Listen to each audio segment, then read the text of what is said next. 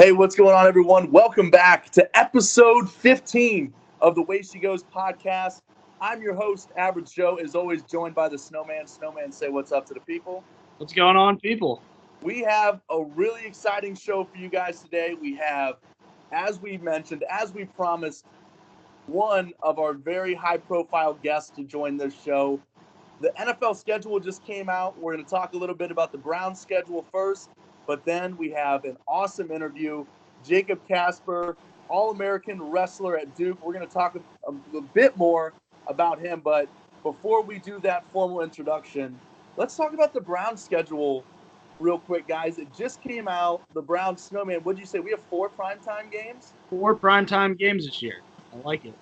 How big of a difference does a few years make? And now, just to preface this for everyone, Jacob, born in Wheeling, so grew up a Steelers fan, doesn't have, it's not like he was born in Pittsburgh. It's not like he grew up a diehard Steelers fan. But Jacob, you said you have some respect for the direction that the Browns are going in. Yeah, I think I relate to the Browns and the Browns organization of being underdogs and having people that still faithfully supported them. And now they're making some big free agency moves and starting to, align themselves as a real contender. So it's kind of exciting to see.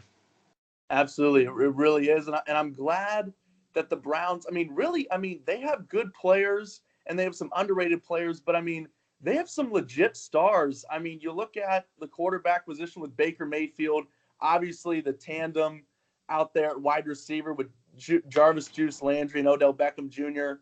It's great that these guys are going to be playing Monday night, Sunday night football games. It's good that these guys are going to get the national stage because really they're going to be can't-miss television this year in the NFL. Right. The four primetime games, 3 of them are very winnable games. We're looking at the Jets, at the Niners, and then we're playing versus the Rams at home, which that would be the one that I would take them to lose if I had to pick one. And then at Jacob's beloved but not so beloved Steelers in November. But so 3 out of the 4 primetime games are very winnable. Absolutely, and that's going to be great to see. And what I'm excited about, December 15th, out here in my neck of the woods, the Browns are coming to visit me. They're playing the Cardinals. It's going to be awesome. That's a great week for you, man. Yeah, I can't wait. 10 days till Christmas. I might have to do a little early Christmas shopping on the Cardinals website when the tickets come out. Yeah, that's probably what you're going to have to do because everybody in Arizona, it's going to be the Kyler Murray versus Baker Mayfield show. That's right. Absolutely. Okay, enough Browns. That's not what we're here to talk about. Well, we couldn't resist because the schedule literally just came out less than 10 minutes ago. So let's give a proper introduction because Snowman, Uncle Micah, he's got to step over as our best guest. I can already feel it. Absolutely, he does. He does. Because Jacob Kasper, like I mentioned, 2-time All-American, 3-time academic All-American at Duke, 2018 ACC heavyweight title, 37 wins. That's the most for one season at Duke and 106 career wins. That's good for second best. Jacob, thank you so much for coming on. It's an honor to have you on. Really looking forward to talking to you. Yeah, I appreciate you guys having me on. You know how we L-Town boys do. We got to stick together. L-Town proud. That's right. That is 419. So, Jacob, here's what we're going to talk about with you. We're going to talk a little bit about your Duke wrestling career. What's going on right now? What's the move going forward? Obviously, that ESPN article came out. We're not going to try to be too redundant, but there's some really cool points and some stories in there. We didn't get to hear a ton really from you in the article. So I think, what would be cool to kind of utilize having you with us is to talk about that article and then really, get some more personal touch from you on that. And we have some lightning round questions for you. And the Snowman and I did some very diligent brainstorming. We actually came up with you might need to humor us. It's pretty bad, but also it's pretty hilarious. A wrestling name for you. Here we go. That's going to come at the end of the show. So, Snowman, why don't you get us started here? All right. So after we had a little brainstorm session last night, and so basically we want to start off with we just want to know what's going on day to day with you. What after your career's done at Duke, wrestling, as an athlete, what are you doing right now? Man, everything out of the norm is the norm for me, it seems. So I graduated, wasn't actually going to walk at graduation. I was going to immediately pack up and go out to California to help Daniel Cormier get ready for his title fight, even though it was against Stipe, hometown guy. Yeah.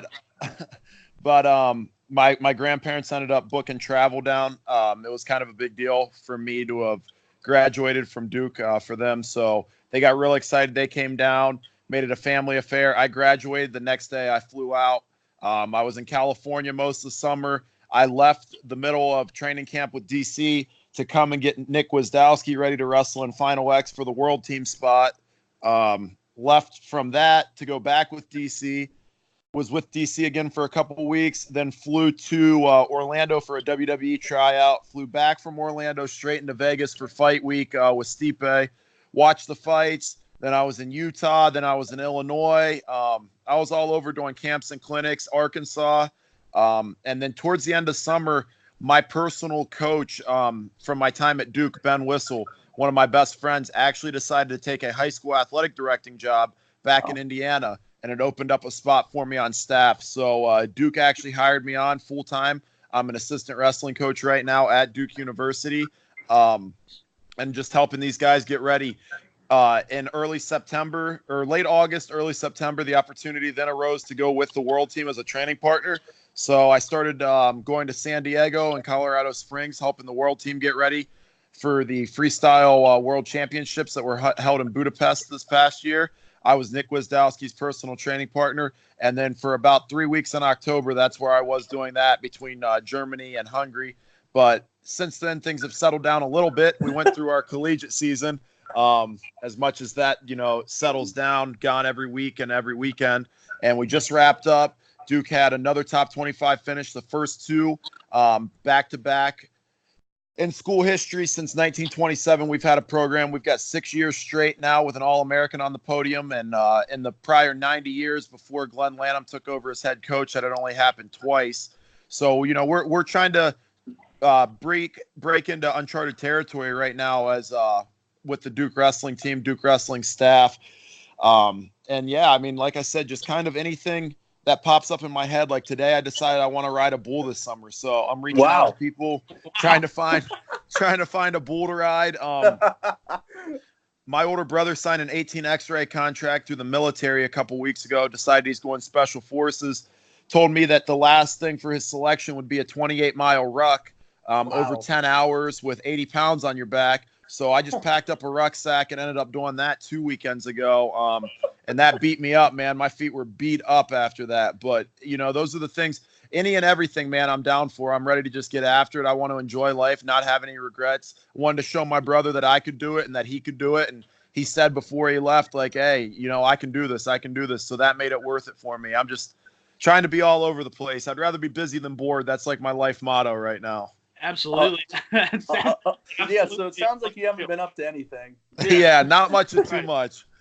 What's it like graduating from Duke? I had an uncle who graduated from Duke, and he seems like a relatively normal guy, but he definitely, he has a little bit of a swag about him. He's obviously a very, very sharp guy. I mean, it's great to have a college degree, but when it says Duke on that diploma, I mean, what's that like? Yeah, that was the reason I chose to go here. That and the fact that I didn't really have any other options to wrestle D1. That made it pretty easy. But, I mean, my dad told me when Duke said that they were going to give me a shot that it was a no-brainer, that's what I was going to do. That's what he had worked hard. My mom had worked hard for. I'm from a pretty blue-collar situation, man. To be honest, I didn't even feel like I blended in super well at my high school all the time because of the blue-collar situation we came from. They would tell us at school, hey, if someone is bullying you, you need to tell a teacher, you need to tell a friend. I'd go home. My dad tell me, nah, you need to hit him in the mouth. Right. That'll solve that. We're just from, we're cut from a little bit different cloth. So, but my dad told me, hey, this is what I worked hard for. This is what your mom worked hard for. You're going to set the precedent for the family. If you get that opportunity, you're going to take it. So that's what I tried to do, man. I showed up to Duke. Again, very white collar school, maybe didn't fit in the best at times, but I came here on a whim, the coaches brought me in good faith, so I was going to do everything I could to pay that back to them. So every single day was at least 3 workouts a day. Everything that I had, I left that out on the mat, or in the weight room or in the conditioning track, whatever it was. Every single time I went out there, and they saw that. And when you pour yourself into your training that way, you get a certain level of confidence, a certain level of swagger. Right. And I carried that swagger around campus too, and it made me stand out a little bit. People started taking notice. My first couple years were a little bit rocky, but then by the end, everybody kind of knew who I was, even if they didn't interact with me. I lived a really, really disciplined lifestyle. I couldn't tell you what it's like to be a normal Duke student, to be honest. I woke up at a certain time. I went in, got my workouts in. I'd go to class. I'd do my work just so I could get extra workouts in. I'd get those extra workouts in. I'd go home. I'd eat. I'd sleep. I had alarm set on my phone on what time I was going to eat what, and I stuck to that routine for 5 years. And I entered, I never even won a state title coming out of high school. I ended up third my senior year, fourth my junior year. I wasn't a big time recruit. Not a lot of schools, like I said, were even giving me an opportunity. I called a lot of places. I filled out a lot of recruiting questionnaires, and everybody blew me off. But these coaches gave me a chance, and I was going to pay that back. That's the way my parents raised me to be. So I lived this extremely rigid lifestyle so that I would be able to do that. And at the end of my time, it climbed me good enough to be, a top 3 guy in the country. I thought I was going to be able to be a national champ. I still think if it was wrestled on a different day, that was a possibility. I covered a lot of ground on a lot of people during a very, very short amount of time. If you were going to look at my weight class and, estimate what I would have been ranked coming out of high school, I'd say I'd probably been the 100th ranked guy, maybe the 150th. And then by the time my senior year, I finished 4th. I was ranked 3rd the majority of the year. So that tells you I passed up 97 people with what they were doing lifestyle-wise. Right. The only people that, I couldn't beat at the NCAA tournament my last 2 years was Kyle Snyder on the top side. Multiple-time world champ, multiple-time world finalist. And, I think with another year, I would have caught him too. And it's not to say that out of arrogance, but, instead out of work ethic. I just really feel like if you put me and another person in a room together, I'm going to be the one to walk out because I'm never going to quit. You'll get me tired. You'll get me worn down, but I'm never going to quit. I'm going to keep coming at you. You put me and someone on a treadmill next to each other, I'll run them until they're dead. You put me in a 28-mile ruck for 10 hours, I'll finish it in 8 hours like I did. Like that's, right. That's just the way I am without any training. And I think that's the way that we were just raised to be. So I not to get too far off the question of what it was like to be at Duke, but I don't think that I am the best person to answer that because I'm far from the average Duke student. Right. One of my favorite Jay-Z songs is he's got the snippets from the Gladiator at the beginning about Spaniard. And then he says a line in that song. It's like, I'm far from a Harvard student, but I just had the balls to do it. And that's really what I feel like about my time at Duke. I don't think I'm the average Duke student, but, I had the parents, I was given the opportunity, and I had the guts to go after it and chase my dreams. So I guess that was my experience at Duke more so than anything else. So, like I mentioned, 3-time academic All-American. How many times did Coach K come to you with Zion psychology homework? Not too many. I actually interacted with Zion a little bit this past fall. Really? You'll be disappointed to hear this. I've seen Zion around quite a bit. Okay. Super small campus. I mean, our undergrad population sits at about 6,000, so you see everybody. My freshman year, I was we have this thing called Action. It's about freshman athlete leadership. And you get partnered up with somebody. And my freshman year, my partner was actually Jabari Parker. Really? So I was decently close with Jabari. Quinn Cook and I were classmates. We sat together in class with Rashid Suleiman as well. Yeah. Harry Giles and I were partners on a class project.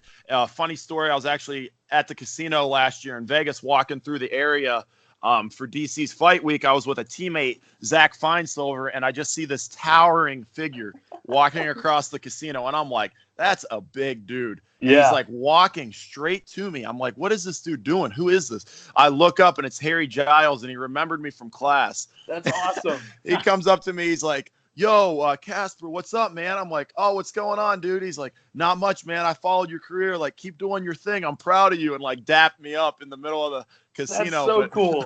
He said, not much. It was pretty cool. But, no, back to Zion. Zion was actually in our locker room. He was doing a photography piece for one of our photography classes on just different locker rooms and different facilities around Duke University and Duke University athletics. So I got to talking to him a little bit, and he's like, yeah, man, to be honest, a lot of people were projecting me as a lottery pick. I'm okay going anywhere. I just don't want to go to Cleveland. Oh, no. I promise you, breaking news. Yeah, I told Zion. I broke some news right here on the Way to Go podcast. I think that's great news for us because now it's going to happen. Yeah, I hope. Definitely. That just put the ping pong balls right in our favor. I told Zion, I was like, bro, I wish you wouldn't have told me that. I'm a Cavs fan. He got real quiet after that. Yeah, that's right. But it was funny, you know. He's an all right guy. He's a pretty good guy, but you know, he also knows that everyone knows who he is. So I had one of my teammates in there, and now wrestler since I coached this year, Mitch Finesilver, and he was talking to Zion, and Zion's like, all right, man, thanks for your help. I'll see you later. Mitch is like, yeah, no problem. Like, if you ever need anything, my name's Mitch Finesilver. And Zion's like, all right, dude. And then Mitch hit him with the, and what was your name again? What do you play football here? That's awesome. He knocked him down a level or two real quick before great. Zion left, which was you got to go right too. You got to go right at the Goliath. You have to. Oh, it happens like that, though. I told another one of my teammates, Zach Finesilver is a little bit of my running partner. He was the one that was in Vegas with me for DC's fight and the after party.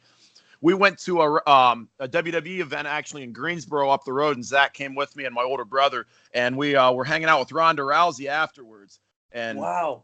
When Ronda came up and introduced herself to us, she didn't introduce herself by her name. She just let us introduce ourselves to her. Yeah. And I just thought that was just such a power play, you know. She's like, you know who I am. I'm why you're here. Like, I'm not going to introduce myself. I thought that was awesome. Exactly. You know what? It might be a power move. When you see you know who those people are.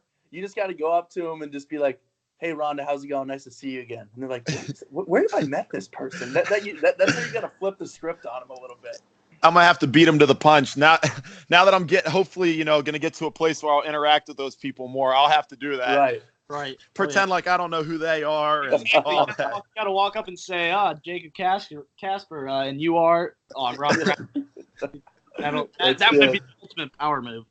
Oh, that would be funny. Yeah. All right, well, let's get into this ESPN article a little bit. And I loved this little first blurb, this little kind of threw it back to your childhood a little bit because this reminded me of my brother and I putting together like staged like NBA games like out in the driveway and making our parents watch and stuff. So it said in the article, this just must be, I know you said West Virginia, but you grew up in Ohio. It just must be the Ohio blood for pro wrestling. I mean, the Snowman and I, we were talking about the names like The Miz and Dolph Ziggler and Macho Man Randy Savage, all these Ohio guys who went on to be WWE stars. So back in the day, you guys were doing trampoline stunts. You were doing wrestling cards out in the backyard. You were putting on these whole performances. I mean, kind of talk about that because I think that stuff is so cool. Yeah, man. You know, like I said, blue collar, but I think when it comes to this kind of stuff, we're almost bordering on, you know, the redneck side of West Virginia. Yes. Instead of Saturday morning cartoons, we grew up watching WWE Monday Night Raw. Yeah. We watched Stone Cold Steve Austin drive the truck in and crack ice cold beers on people and stun them. And, you know, that's what we grew up on. That was our thing. So my brothers and I, you know, my dad was a wrestling coach. So we never confused the two, but we also thought that after you got good at one kind of wrestling, you get to go to the other. So we'd be practicing those. We'd practice those moves down in the basement and stuff all the time, and we'd stage matches. We had the trampoline. We had all the action figures. My little brother Drew, man, he's passionate about anything he does. He was always passionate about it. Had all the belts. You know, I mean, I could go on and on. He threw my Rock action figure out the van window on a road trip to Florida one time. I've never forgiven him for that. He still owes me one of those. Yeah. Oh, yeah. But yeah, man, I mean, it was a childhood dream to interact with some of the people that I've got to interact with. It's been amazing to chase some of these dreams, or even to have the opportunity to chase them has been amazing. I'm definitely very, very fortunate and blessed. And I mean, like you said, you know, it's a childhood dream. We acted it out on the trampoline. We filmed it. I have tons of video footage, videos from growing up. They put one of them in the article there, but there were numerous ones. Right. I had all the clothes growing up, everything. I mean, it was our everything. Yeah. Tell you how soft kind of my parents where compared to your blue collar, like you meant. I got really into the WWE when I was around 9, 10 years old. I would stay up late and watch it every time it was on. I'm 9, 10 years old. I don't really know what's going on, but I was just so infatuated with it. And so I started asking my parents. I'm like, I want Batista shirts. I want the Batista Booker T action figures. And my mom just takes one look at me, and she's like, "The hell? I'm not buying you all this shit." I'm like, what's wrong, Mom? She bought me one toy. It was like a small plastic wrestling ring. And then she told me I wasn't allowed to get any more. She's like, I'm not wasting any more money on this wrestling stuff. So I've always kind of held that against her through my life. But ever since I was old enough to really comprehend, I've gotten back into the WWE, and I've been a real big supporter of it ever since then. But I just wasn't allowed to have it growing up. It was terrible. As a potential career path, I really appreciate your support. So you said Batista and Booker T. Who are your favorite wrestlers? Let's hear a bit about it. So when the prime time when I was growing up, Batista was the one that I really remember really liking when I was younger. I think that might have been the first person I ever watched wrestle on TV. But since then, I've really kind of coming up here to Tiffin University. Our football team. Now, I'm an alleged college athlete, if you didn't know that. We do a lot of stuff with the WWE, like as in, like, we'll have lifts every other week that are, like, WWE themed, where we'll have, like, walkouts before we max out, stuff like that. It's really awesome.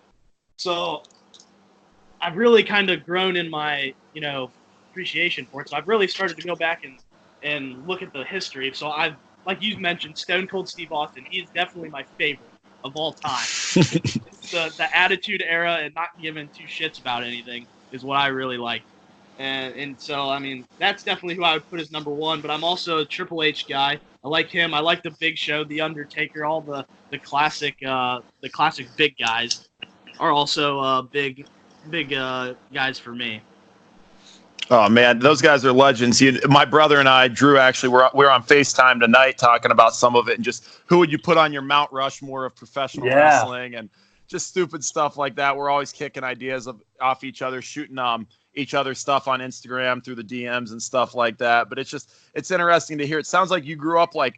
It's funny because as a wrestling fan, if you start at a young age, you go through these like waves of being a fan, right? At first, it's that initial infatuation where it's like, wow, like these guys are like killing each other. They're hitting each other with chairs. You're trying to do it to your brothers. Your parents are like flipping out because, you obviously think that it's you're real. breaking stuff around the house. That's exactly what happened in the Nikolai household. And then you get a new appreciation after you find out it's fake and there's a little bit of initial letdown or staged or choreographed. It was worse than Santa Claus for me.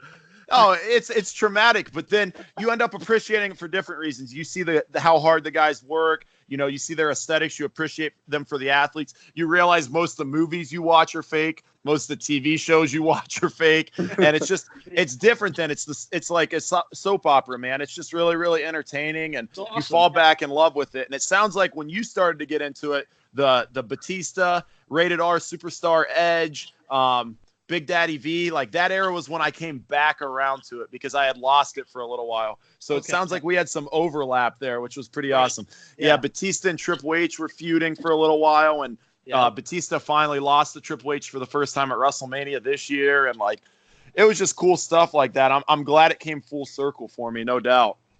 So staying on WWE fandom real quick, and we were talking about the Cavs and going back to Stone Cold. So thinking back, now that we know that you're a Cavs fan, 2016 when they come back on the Warriors, not only was it awesome, but do you remember like all the media days and obviously like Kevin Love in the locker room? Kevin Love, yeah. All the different like wrestling shirts. You had Ultimate Warrior. You had LeBron wearing the Undertaker shirt when he was up there laughing about Klay Thompson talking about how it was a man's game. Then you had Kevin Love with the Austin 316 shirt on, did the whole beer thing, went on Stephen Colbert with got off the plane, with the wrestling belt. Like, did you just think that was like, okay, the Cavs, they're my team, 3-1 lead, overcome, and all this wrestling stuff? Was that just like a wet dream?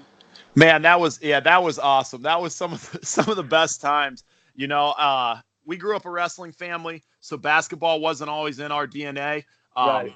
But then around junior high or so, we started really, really following it. Started to really, really like it and appreciate it. Although we aren't, basketball athletes per se, you just appreciate greatness. You know, I don't care if it's the best chess player in the world. I don't care if it's the best bowler in the world. If you put time into perfecting your craft and you put that work ethic towards it, there's an appreciation there. So we fell in love with it. Drew really, really kind of sparked it, my younger brother, and we followed it closely. I remember I was across the world actually wrestling in Mongolia the year prior during the 2015 finals. Yeah. And Brad Metz and I, Lexington grad, actually were streaming the games at the airports and stuff. Anytime we could get Wi-Fi to try to watch, and then we get back and 2016 ends that way, and they're going WWE and tying things in, and they kind of took out the bad guys. They were the real baby face there. Man, it was just sweet. That was definitely the most enjoyable title that had come to Cleveland. I think it came the best way possible, I guess is what I'm trying to say, the most enjoyable way possible. It was in Cleveland fashion, that's for sure. At the end of the day, Cleveland's a blue-collar city. Pittsburgh, Cleveland, they're blue-collar cities, and that's what I align with. That's where I stand. So I like standing with those cities. NCAAs, my senior year, was in Cleveland. It felt like it was a storybook that I was going to knock off this guy that everyone thought was unbeatable and do the unthinkable. But, it wasn't planned out that way at that time, and that's all right. It's going to motivate me to be a better father, better brother, better wrestler, better coach, and all things in life. So everything works out that way, which is funny. And like LeBron leaving, then coming back, bringing a title, like, life's cyclical like that, man. It's beautiful. Absolutely. Yeah. So let's stay on that. That was the next one of the next things I had written down. Like you mentioned, NCAA's. It's at the Q now, Rocket Mortgage Fieldhouse, but at the time was the Q. So you're going up against this wrestler, as you mentioned, Kyle Snyder, champion. I mean, I believe youngest American gold medalist. Oh, wrestling at all places at Ohio State, and you're going up against him. And then, if I remember right from the article, we're going to talk about this too, Crohn's disease, and you had a flare up and you lost around, 20 pounds and had to go up against this juggernaut? Yeah. Wow. Some things didn't go my way, but come March, come the end of the season, I don't think anyone's fully healthy. So that kind of is what it is. But yeah, like I said, I put everything into my preparation. I covered a lot of ground on a lot of people. I don't have any regrets about the way I prepared or the things that I did leading up to it. I just wish I could change the outcome and change the result. That's about it, really. I mean, he's obviously a great competitor. He's the guy that I thought of when my lungs were burning and the room was spinning and my heart was pounding, and my legs were weak, and I wanted to be done, but I was going to go for 5, 10 more, whatever it was, minutes, reps, because I wanted to chase that. I wanted to chase the greatness that he had already achieved. He was the benchmark, and that's who I was shooting for. And I was very vocal about it, because if you make your goals vocal like that, other people are going to hold you accountable to them. So that was my benchmark. That's what I was shooting for. It's weird because you get this certain nervous energy, this certain edge, especially in the sport of wrestling. I've competed in all sports, but when you're one-on-one with another person out there, there's no excuses. There's no one to bail you out. There's no, goalie sitting back to save you. There's no safety in football to make the tackle. There's no teammate that's going to pick up the zone. I mean, whatever it is, it's different. It's different, and it's a really, really cool thing. And you get nervous for everyone. But I had visualized that match, and I visualized wrestling him so often and so much. I was calm. It was eerily calm. And I just remember thinking, like, this is it. This is what you put all those years into, like, work into. Like, make it happen now. Let's go to war. Let's get this done. I remember telling my one coach, like, I'm the best guy in the world. And I remember telling my other coach before I walked out there, like, I'm going to give you something to tell your grandkids about. And it didn't end up coming. It didn't end up coming out. But had I ended up winning that match, man, that would have been something to tell his grandkids about. Absolutely. Wrestling's one of those sports that, it's everyone compares football to war. But, like, wrestling is just, it's you and the other dude, and it's just you trying to impose your physical will on them. And that's what I personally like about wrestling. I've never been a wrestler. I've always kind of, followed it from afar. I've always been a big basketball guy. But just that is what really has drawn me into whether it's WWE or what you're talking about when you're at Duke wrestling in the Nationals, that I love that so much about wrestling. Absolutely, man. It's primal, it's something that you do from birth, whether it's foot races with your brothers or wrestling, or whatever sibling, it's what you're going to do very first thing out of the womb. It's the first competition you're going to have. It's that struggle of person versus person, body versus body, but even more importantly, like mind versus mind. And it's literally, there's a moment. And if you don't understand it, it sounds so twisted, but there's a moment when someone breaks, when they literally give up. And like in football and stuff, it happens too, right? With momentum swings and baseball. Yep. But in wrestling, when you're hands-on and you can physically feel that person and you're grinding like your body against theirs, and it's like you just literally feel them break mentally. And it's not this like decision to not win or lose. It's this decision to like give up life, basically. And you really think like, if I wanted to right now, I could snatch this dude's life up. And like, it's a sick, twisted thought, but like, that's what drives you. That's like hitting the sweet spot on a home run swing, a grand slam walk-off. Like right. When you break someone like that, there's nothing better than that for some reason in the sport. And that's why it translates so well to MMA. That's why it translates so well to all aspects of life. Forbes wrote an article that said, out of all backgrounds athletically, wrestling best prepares you for business. It best prepares you for other sports. It best prepares you for life. And that's why I feel like it does. It just pushes you in all aspects. In the sport of wrestling, you can't just work out for 6 hours a day and then be done with it. You've got to maintain your weight. You've got to sleep the right way. You've got to eat the right way. You've got to breathe the right way. If your breathing patterns are off, you're going to get messed up. So it's literally, when you're out there, person against person, it's lifestyle versus lifestyle. And it's a really, really weird, like one-on-one like paradox, but it's just a beautiful thing too if you've ever experienced it. I appreciate you saying that you respect the sport though. Yeah, without a doubt, man. Without a doubt. The eating part is what's really always amazed me, because it's like, I know I had some of my best friends in high school were wrestlers. One of my best friends here at Tiffin just won a Division II national championship this year. Grind. He was really good this year. And like they come in, it's 90 degrees in a gym somewhere, and they're wearing winter coats and stuff because they're trying to cut weight, or they're starving themselves, or they got to eat 10 pounds of hamburgers in one night so they can put on as much weight as they can for the next match or whatever they're competing next. Yeah, no doubt. It's weird. Tell T Grind I said what's up and congratulations. Oh yeah, I will.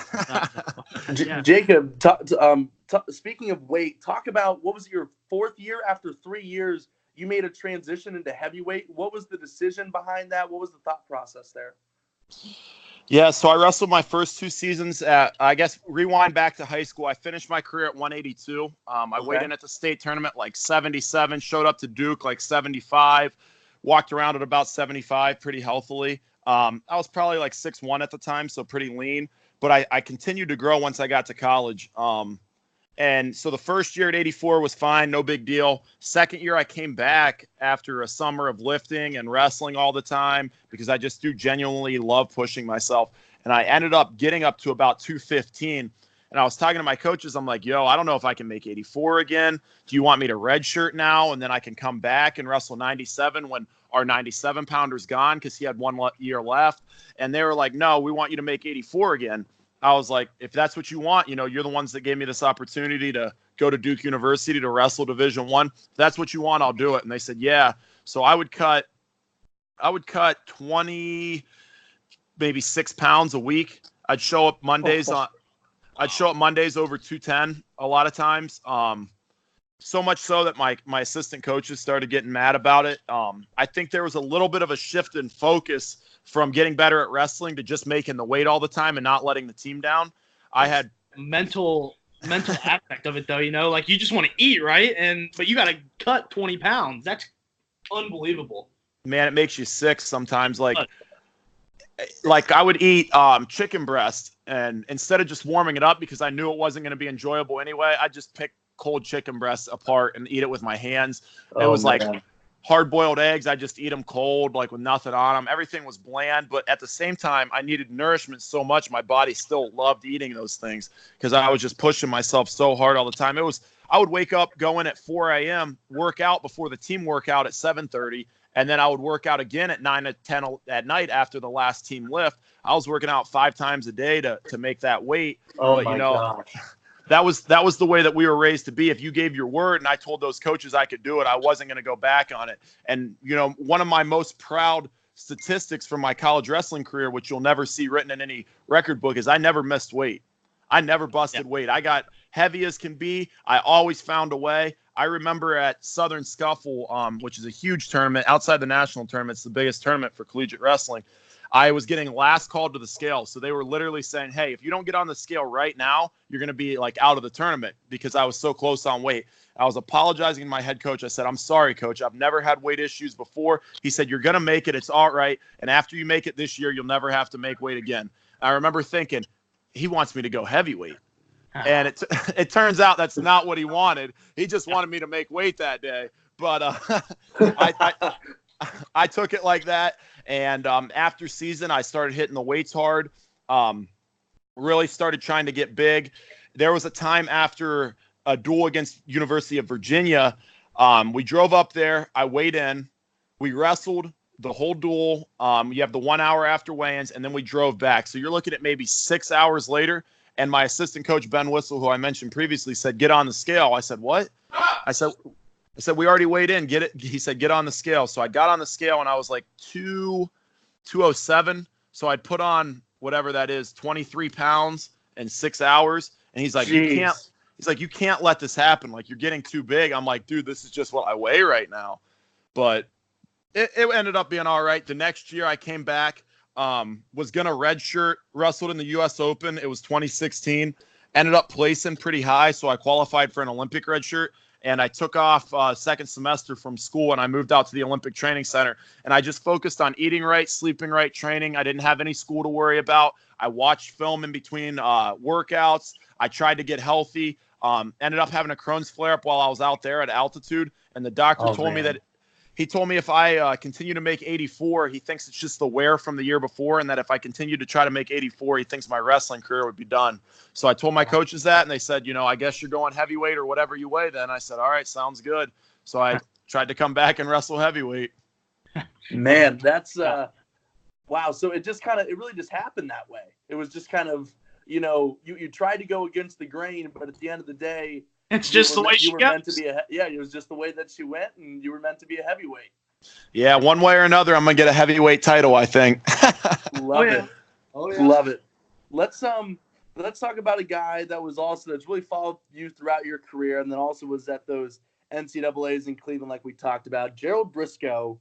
This guy, amateur wrestling expert, recruits these guys. When he recruits people, and this was in the article, he's basically only recruiting people that he thinks could be like WrestleMania main event type guys. He only basically recruits stars, the cream of the crop. So you replied to some tweet of his. Like, how did you get on this guy's radar? What's your relationship like with this guy? Prior to 2016 in the Olympic trials, I really hadn't done much. Nobody really knew who I was. I had just moved into a new house down here in Durham with a couple new roommates, and we were watching the Olympic Games. And I was on Twitter tweeting about the wrestling, and one of my teammates retweeted Jerry Briscoe. And I remember Jerry Briscoe being featured on segments of WWE when I was younger and winning the hardcore title. And I saw his name pop up, and he said, I'm at the Olympics recruiting, amateur wrestlers to be the next WWE star. And at this point, my Twitter feed had already been littered with things like I was tweeting at Vince McMahon, I'm the next WWE star, you better sign me. Just completely joking. I would tweet like, I'm going to headline WrestleMania one day, things of that variety and that nature, just kind of like a long shot childhood dream, not too much different than someone saying like, hey, I'm going to be, U.S. Open champion in tennis or win the Grand Slam. I'm Tiger Woods. I'm going to come back and win the Masters, like whatever it may be. And Briscoe, I saw that tweet and I tweeted at him. I said, it doesn't matter who you're looking at. I'm bigger, faster, stronger, more athletic. I'll work harder, whatever. Just give me a shot. He followed me right away. He DM'd me right away. Hey, give me your number. Like, let's stay in contact after this. And I was like, wow. All right. So I was on his radar. And then my junior year, I had a breakout year. I went from unranked to number 3 in the country. So everybody. Not bad. So you spoke it into existence like LeVar Ball, Yeah, it's the LeVar Ball method. You were big baller before big baller.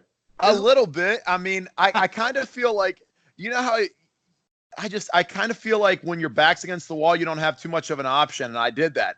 I had talked to Smack, and it was time to back it up. And my back was against the wall. And, you always hope you're that guy in pressure situations that you can perform. And he showed up at Southern Scuffle. Duke had been going to Southern Scuffle for decades now. It's, like I said, the biggest tournament outside of the NCAA tournament. And I was still a nobody at this point. I had maybe cracked the top 20 at this point, maybe not. And I just came out of nowhere and won the whole thing. I beat 3 top 10 guys, 2 top 5 guys. And I was like, this is my weight class now. I told you. And he was there and he's like, all right, man, like you backed it up. You walked the walk and you talked the talk.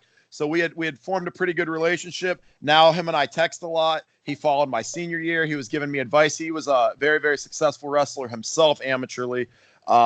I ran into him at the NCAA tournament this year. He's the one that got me the WWE tryout. He's the one that recruited John Cena, The Rock, Hulk Hogan.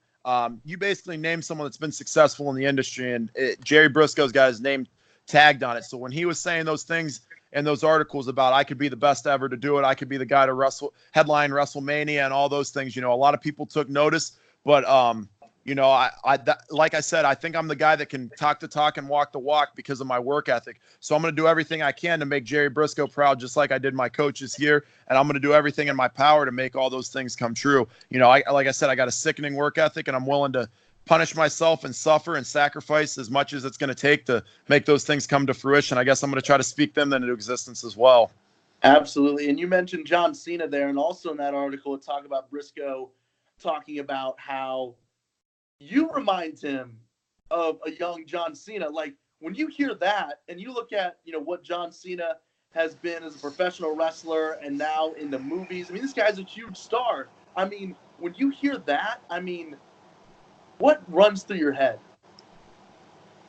A lot of things, and it's easy with a lot of the talk and articles and kind of glow up that I've had to maybe start getting a big head or start to want to take it light. And I keep telling myself, somebody's got to be that guy. Why not you? Keep working, keep turning, keep that engine that's burning down deep that says you want to be great. And I was just having this conversation with my girlfriend. I'm doing a lot of things right now and I'm working really hard. And I question every night, am I still not doing enough? Is there still more I can do when I go to bed? And it eats at me. I don't want to have, that one rep that could have been the difference between me being the next Dwayne Johnson, the next John Cena, or just an average guy.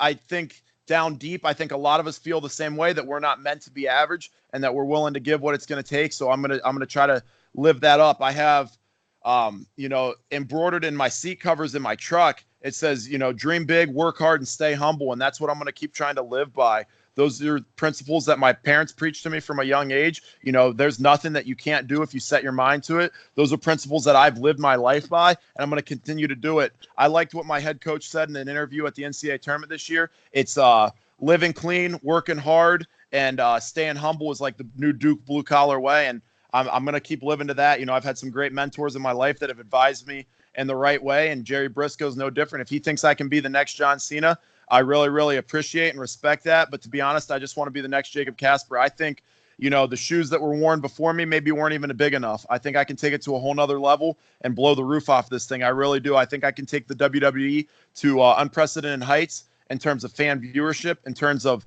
fiscal gain, and in terms of fan loyalty. The Attitude Era was the biggest in terms of viewership, but I think I can shatter that. I think I can beat The Undertaker's WrestleMania streak. I think I can beat Bill Goldberg's win streak. I think I can do all those things. And I say that again, not to be arrogant, but because I know what I'm willing to sacrifice and how hard I'm willing to work to make that happen. So would you go ahead, AJ Snowman? Excuse me. Wow, come on, man. I know. I slipped up. We got to bleep that out. We got to bleep. Can't have his identity out there.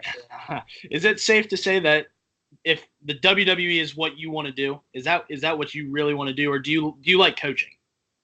Man, I absolutely love coaching, 100%. If you would have asked me 5 years ago, what's your dream right now, I would have said to design wrestling shoes and be the head coach at Duke University. And that came to fruition later. That's a great career path. That is a very, very comfortable living type of living. That's great. I get to achieve goals. I get to impact very closely, maybe 30, 50, 100 people. And I think that's really, really important. But but I think that at the end of the day, I think I have a bigger calling, man. As much as I wanted that at one point, I really do. I think that I can be that guy that some kid that's maybe going through something rough that had a 10-13 record on JV their freshman year like I did, that had a 15-16 record their freshman year of college like I did, that maybe isn't from the most white collar background, that maybe doesn't have all the opportunities because his parents aren't loaded, because they're the first to do it, that maybe suffers from Crohn's disease or something similar. I can be the reason that they don't give up. I can be the reason that they dream bigger, that they work harder and try to achieve what they actually want to achieve out of life. I can be the reason that a kid that might be fighting, cancer, as sad as that is, or some other disease, maybe they smile because they know who I am from TV when I walk into that children's hospital. I think I can do those things. And I think I would be selfish to not pursue that childhood dream of mine, but also to not pursue that to be able to help so many other people.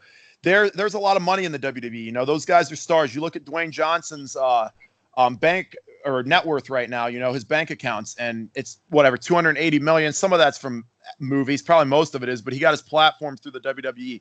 And I have other things I want to do in my lifetime and other things I want to achieve. But even that type of fiscal gain, even that type of financial means, that provides opportunities for other kids. I'm very, very passionate about charity work. I've given, I don't make a lot of money right now, but I've given a lot of money to charity this year. I'm not one to brag on that stuff, but it's the truth. During my time as a student athlete here at Duke, I fundraised for inner city gyms so that kids could have wrestling shoes to box in and to wrestle in, so that they maybe had a way out. I gave gear away. I funded high school trips for these kids that never had opportunities to wrestle freestyle and Greco to get noticed. And, my guys are now taking over the college realm, which is hilarious. Tariq Wilson was third at NCAAs. He finished higher than I ever did his first year there. Tyler Warner was a D2 champ. My little brother's wrestling now at D3. He was an All-American. And those are the things that are really, really important to me. So as much as I love coaching, I love the guys on this team, I think that there might be a higher calling for me, not necessarily again for myself, but just because I can help other people through that means. So I think at the end of the day, that's what I'm going to have to pursue. I love it. I love that. Real quick before we get to the lightning round, this tryout, has this happened or is this upcoming? That happened. It happened in June. My older brother got to go down with me. It was pretty awesome. That's awesome. So this happened back in June. When is, did they give you guys a timeline for this? Can you speak on the experience? I know in the article they talked about the little promo that you guys have to give, because obviously you have the stature, you have the vitals, athletically, you're all there. But, and I love what they talked about here. This promo is a little different than it used to be. It's not so much rah-rah anymore. It's like, get in front of these people, give a spiel for a minute or whatever it is, and tell them, hey, here's why basically you're a good business investment for the WWE. How are you going to help grow our brand? Can we put behind X amount of dollars behind this guy, and do we see him or her or whoever it is grow into something that, ultimately can grow our sport and our brand? Yeah, man, that WWE tryout was an awesome experience. Like I said, my older brother got to go down with me and try out, which is something that is very, very cool and something I'll never forget. Like I said, he just signed a special forces contract, so he's obviously not getting the opportunity to go that route, but just to have him there and get to experience things were pretty cool. I had flown out of San Jose in order to get to Orlando. I show up at the San Jose airport, and they had us deboard a plane. And they said, there's something wrong with the aircraft. We're not going to be able to get you that flight into Dallas. There's going to be one scheduled for 1 o'clock. This was at like 7 a.m. I was like, well, that's weird. So I look, and my connection into Dallas wouldn't connect in time. So then I'm like, well, I'm not going to be there for my WWE tryout. So I tell them that. They rearrange some travel. I get shuttled up to San Francisco. I fly out of San Francisco, but when I get to San Francisco, I'm running through the airport to try to make it in time to board my flight. I get there, and it's delayed 2 hours. Oh, so God. Now I'm not making my flight into Charlotte, which is my new connection. So I'm freaking out. I'm calling the WWE. I'm like, yo, get me a rental car in Charlotte. I'll drive the 14 hours, 15 hours, whatever it is, and I will get there, and I will be ready to go the next day. Like, I want this opportunity. They're like, yeah, we'll see. Like, land first. Make sure you can't make your connection, and you'll be all right. I land in Charlotte, and they had been holding the plane for me. So I end up making it in time. Vince McMahon doesn't care.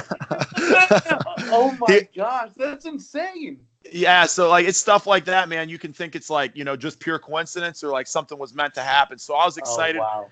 I ended up not getting in to Orlando until about 2:30 in the morning. I had to get a rental car. I got to the hotel. It was probably 3:30. I had to be up at 6 a.m. for my physical.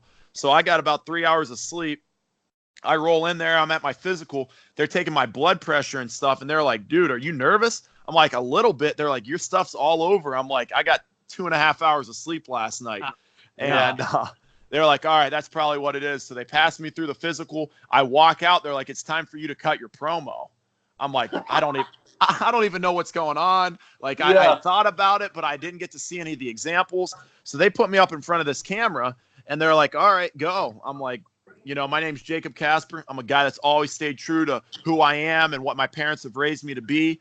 I think that a lot of people can relate to me because not everybody can be that 7 foot or 400-pound, musclehead monster, but they can be the kid that had the losing record, that was overlooked by, programs, that was given his opportunity and fought tooth and nail, that's never drank a drop of alcohol, that's never smoked anything in his life, that's worked really, really hard to get to this point.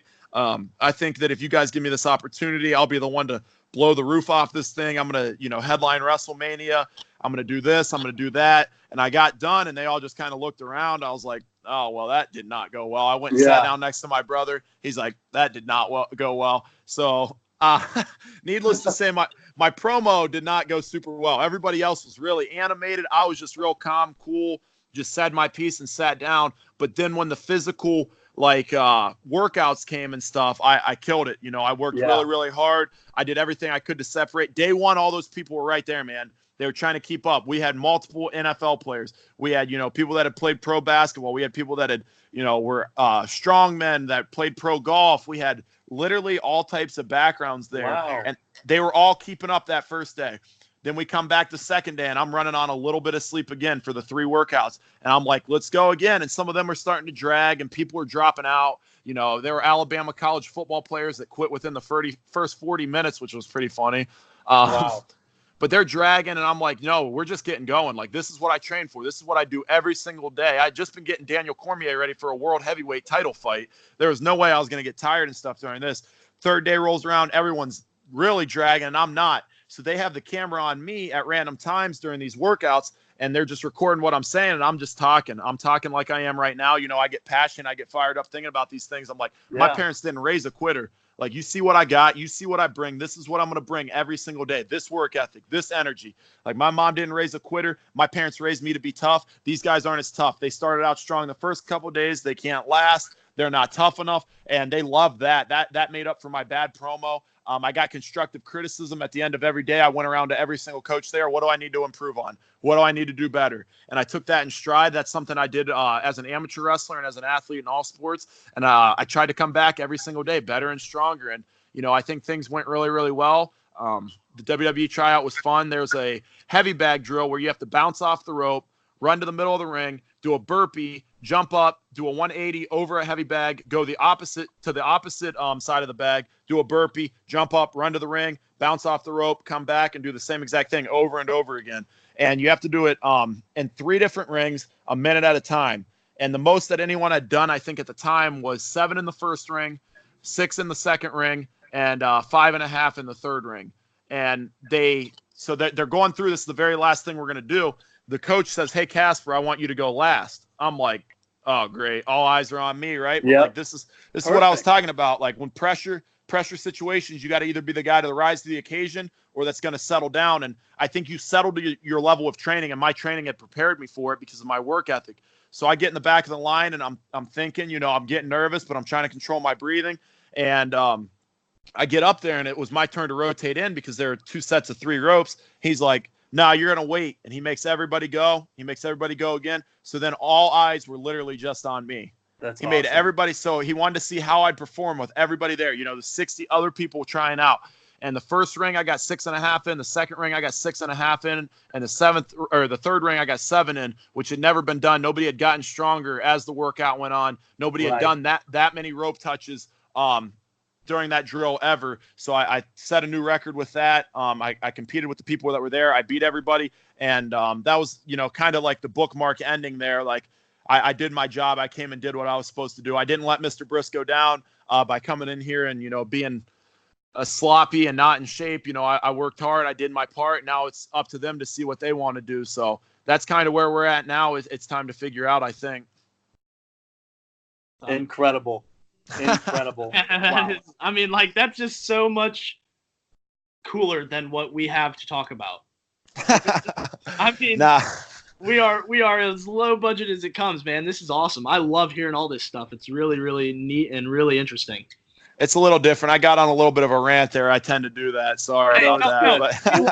We love the passion. We love the passion for That's right. But we're gonna test you here because we're going to the lightning round, and we're gonna pound through these pretty quick. These are gonna be quick hitters. So you ready for this? Let's try it. Snowman, you ready? Yep. Oh, I'm ready. All right, I'll start it off. We're gonna start out nice and simple. Favorite WWE wrestler of all time? The Rock. Rock.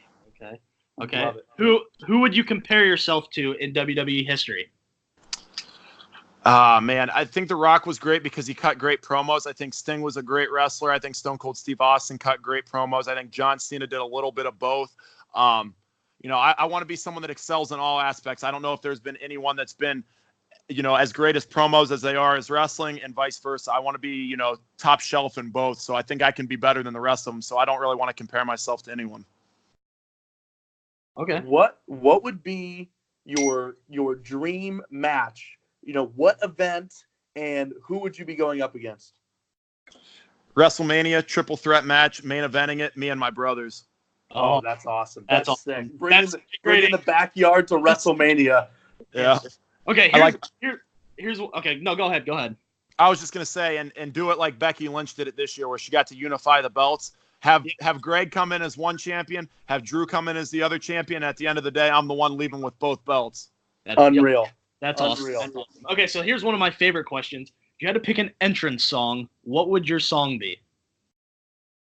Oh, man. This is not going to be a lightning question. I didn't think it would be because there's so many great songs. So my senior year of college, I came out to Somebody's Gonna Get It by Mark Henry, or by 3-6 Mafia, Mark Henry's walkout song. And that's a hard song. If you walk out to that song in the sport of wrestling, you better not lose. And I never did. I never lost to that song. So I'm a little bit partial to that song, but I'm a little bit more blue collar. Like I said, I was born in West Virginia. I grew up a little bit in the Ohio Valley. That's where a lot of my roots lie. So if I was going to come out to a song, I think I would come out to Only Way I Know by Jason Aldean, Luke Bryant. It talks about, never backing up, never backing down, going straight forward. Even when you're tired, you don't stop. Even if you hit the wall and you're racing, you're not thinking about anything other than, getting back on the track and winning. That's kind of how I live my life. There's been a lot of setbacks, but none of those things are going to hold me back at the end of the day. Awesome. You and Zion Williamson, mud wrestling match. Who wins? Hands down, I'm going to eat that dude up. I'm going to break him. Yeah. Love it. Yeah, you can't handle this Ohio smoke. That's right. He doesn't want the heat. No, not at all. Okay, so now you're main eventing WrestleMania. What is the one city you want to be in? Oh, put it in Mansfield, Ohio, baby. Love it.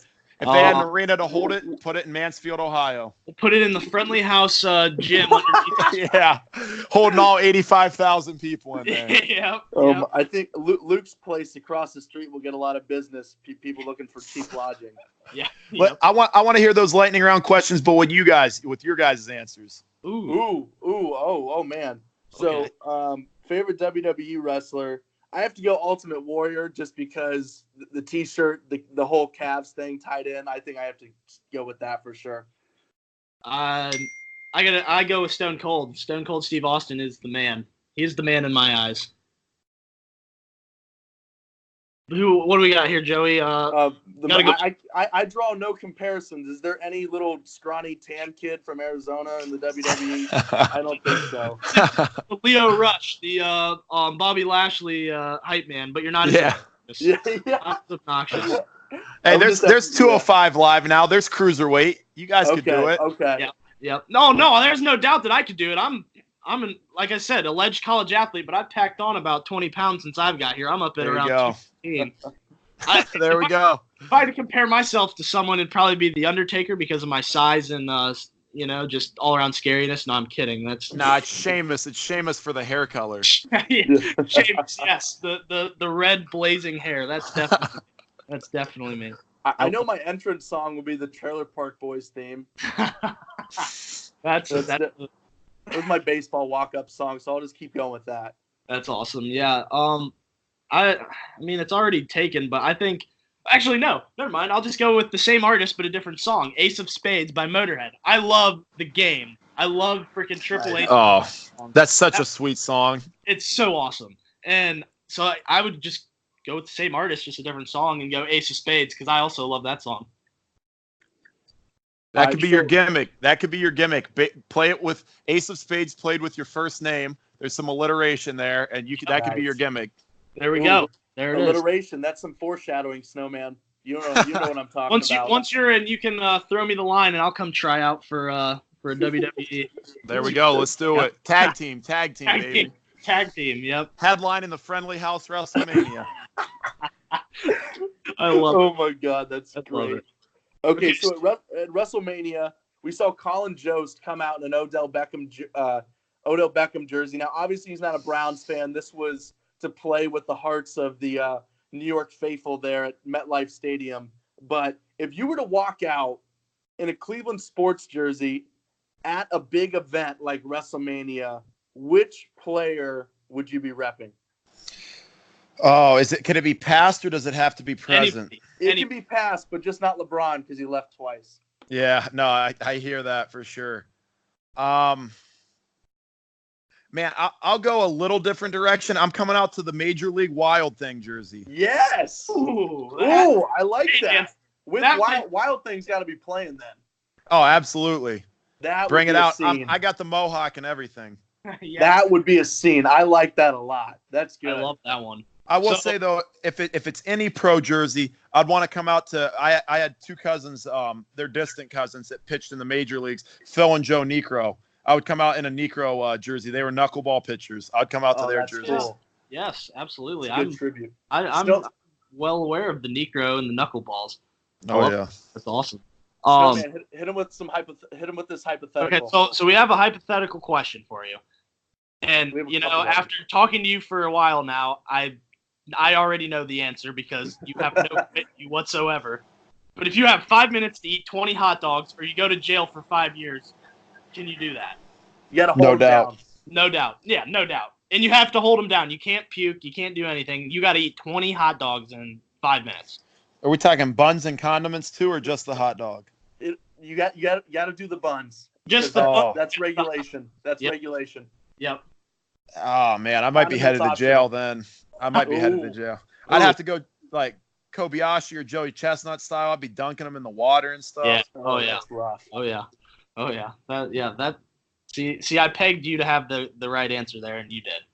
That was good. Yeah, we have a guy on the team that's claiming he could eat 30 Uncrustables in 2 hours. Really? 30 Uncrustables. There's absolutely zero chance. You know how dense an Uncrustable is? Oh yeah, those are like, they're not very big, but they've got a lot of stuff in them. I can eat two and it's the peanut butter lunch. That's what I'm saying. It's a peanut butter and grape jelly. They're rich. That peanut butter's sticking to the roof of your mouth. You're gonna have to drink water or even worse, milk to get it down. You're not getting 30 of those things down. No, tell that guy he's out of his mind, and we'll have him on the show and just tell him that ourselves. Yeah, we're gonna see. I'll say he's one of the most stubborn dudes I've been around. So I told him he couldn't eat 24 Krispy Kreme donuts. He ate 22 and started throwing them up. He got really close. Oh man. Okay. Well, we failed. That's all that. That's all right. Couldn't do it. 22 isn't 24. Jacob, that's true. No phone or internet for the day. What are you gonna do? No phone or internet for 24 hours. Can I be anywhere, or I am where I'm at right now? You use your imagination. You can do whatever you want. Get creative with this. Man, I'd like to rock out. I'd like to knock out riding a bull. Yeah. You know, I'd like to go see a couple different places. Go overseas. I want to go scuba diving. I wouldn't mind skydiving again. I'd like to knock some of those things off my checklist. It might be nice to not have a phone or internet for the day. Maybe actually get some stuff done around the house. I'm looking at a mountain of laundry right now. So it might be a good thing, but I would stay busy. I like working myself sun up to sundown. I'd find something, that's for sure. Nice. Love it. Who is someone from any time in history that you would like to have lunch with? Anytime. Dead or alive? Dead or alive, yep. Jesus of Nazareth. Oh, that's a good okay. one. There's no better answer than that. I don't think, I don't think there is. I like that. What sport or activity are you really unathletic at? What can I beat you in? Man.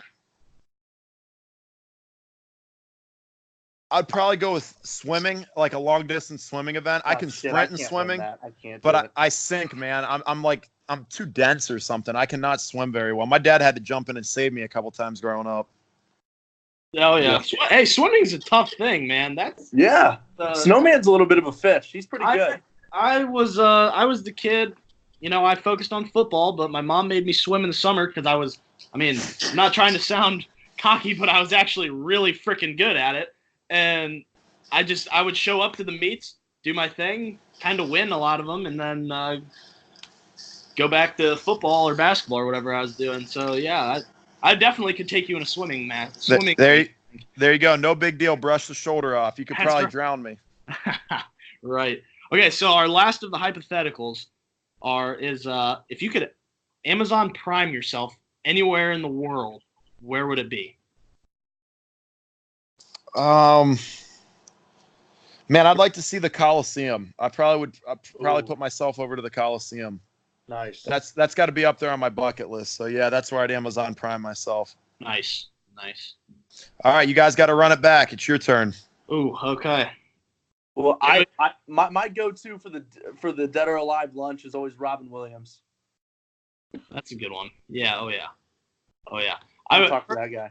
Yeah, personally, I'm a huge. We used to do, and we might need to make a resurgence of it. But I'm a big Larry David fan. I would love to have lunch with Larry David.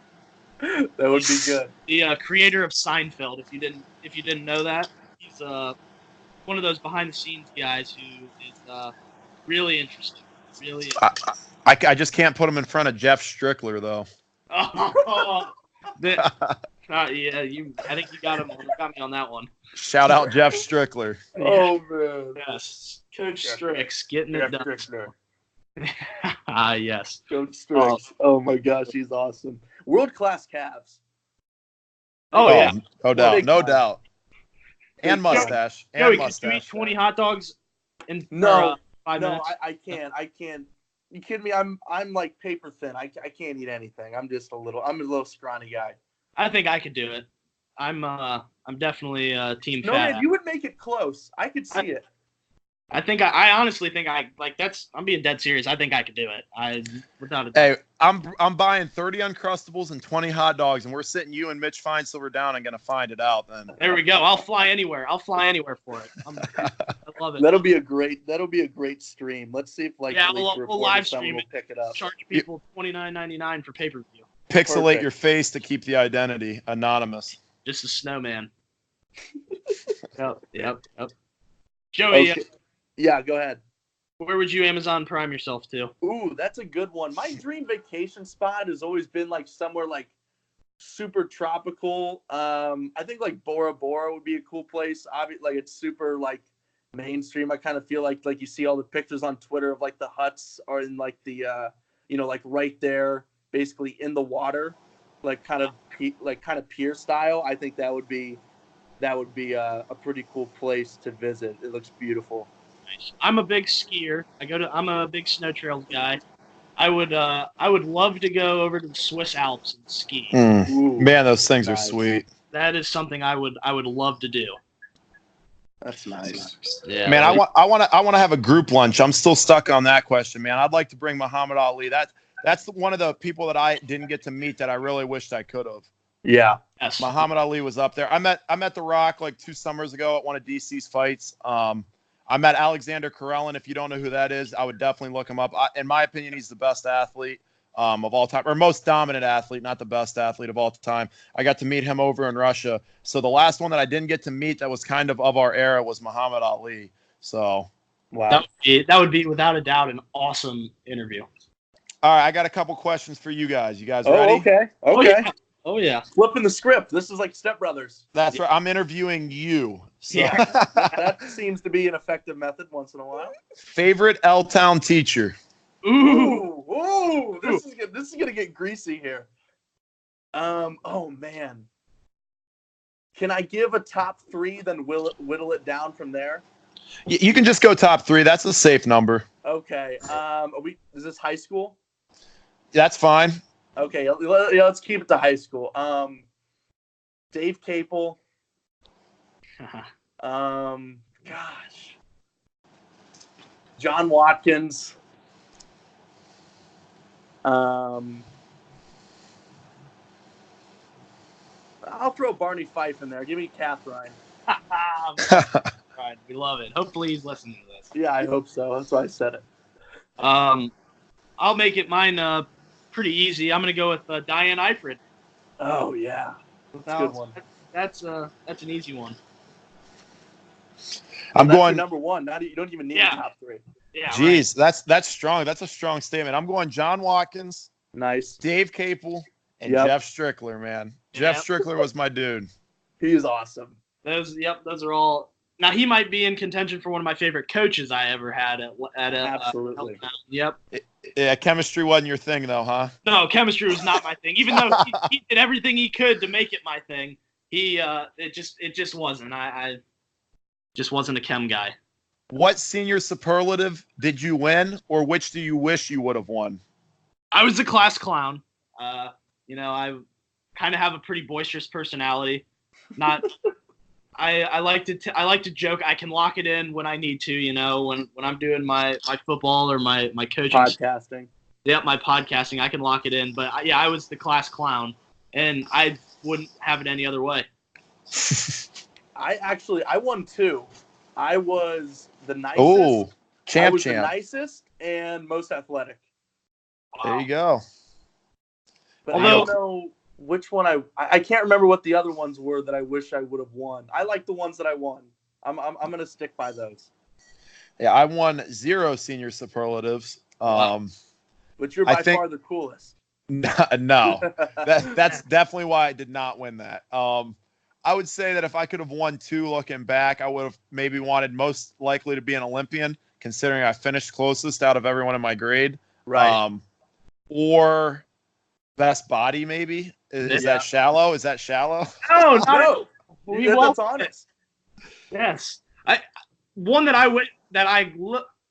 at back at high school and where I'm at right now, I think I might be deserving of the most athletic because I came to Tiffin here, and I don't know if you know this, but you're an alleged athlete, is what I heard. Right. I came as a wide receiver. I was a wide receiver my freshman year. Last year, our starting kicker blows his quad off the bone. So I spent all of last year, the best season in Tiffin football history. We went 9-2, not history, but in the last 15 years, really.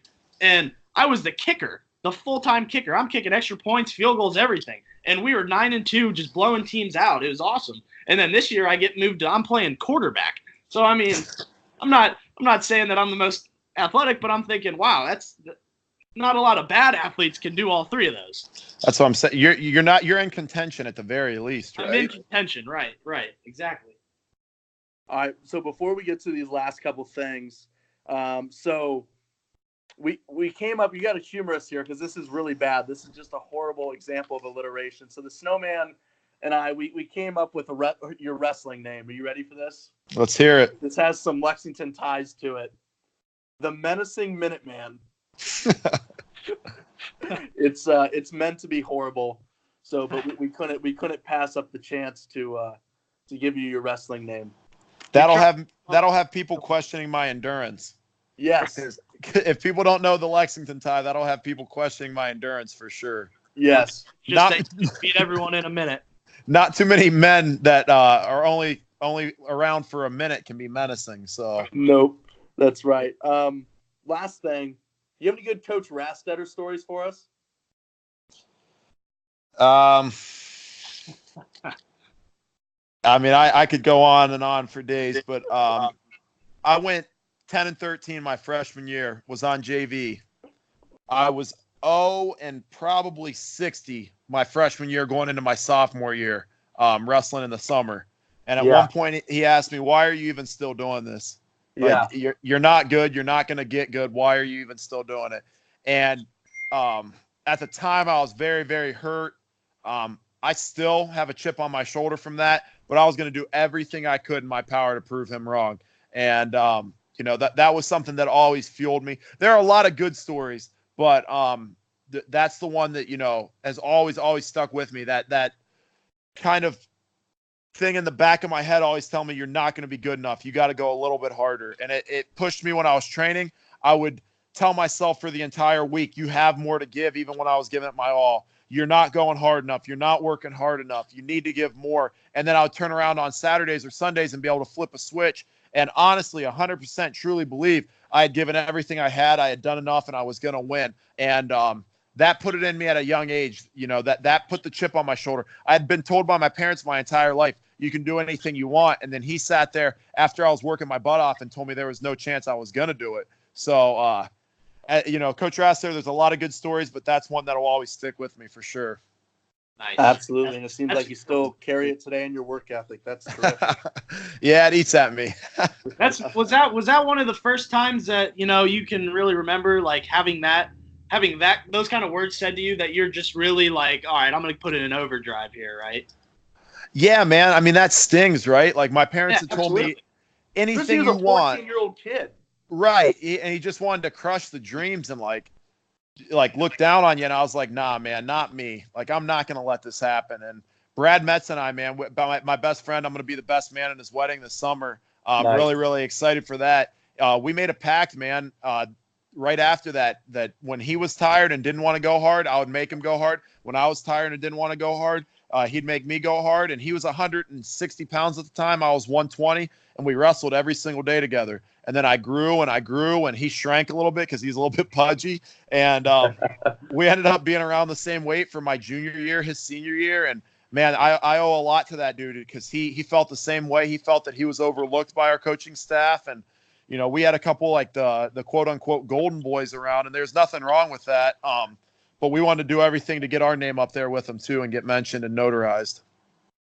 Nice.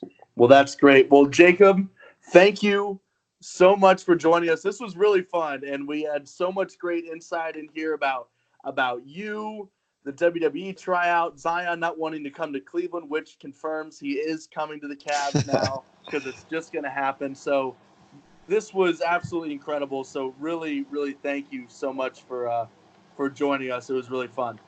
Hey, I appreciate you guys having me on. Anything I can do in the future, hopefully I'm going to blow up here and come back on the podcast and get you a ton more views as well. Really, really appreciate it. Stay Outtown proud, baby. And let's do it again sometime soon. Absolutely. We will. Thanks, Jacob. Yep. Thank you. Well, thank you guys so much for listening. This has been episode 15 of the Way She Goes podcast. Sometimes she goes, sometimes she doesn't. Snowman, I'm thinking that this episode went tonight. What do you think? I think it's the way she goes. That's all I got to say. Well, thank you guys so much for listening. On behalf of myself, I'm Average Joe. He's the Snowman. Snowman, say goodbye to the people. Goodbye, people.